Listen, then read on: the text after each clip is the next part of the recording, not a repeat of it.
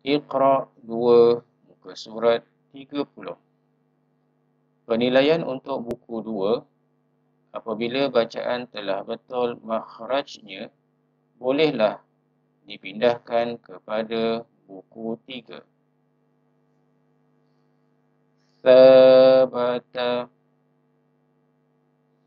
azana, safaha,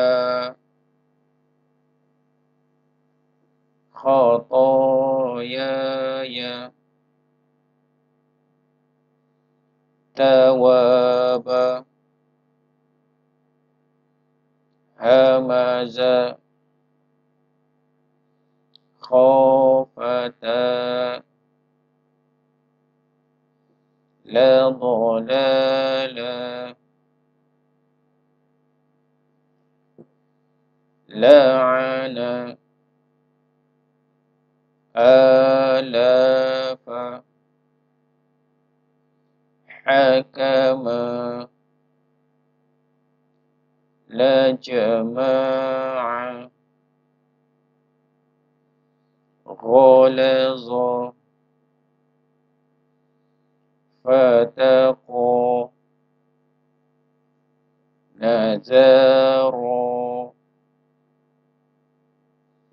qala bala, fatagha,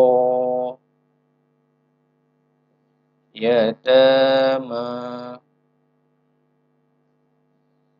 lamaka, la ata'a, talaha,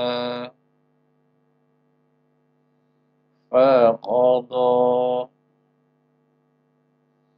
hawaya, bananaka, mala'a, ajala, alala, walamama,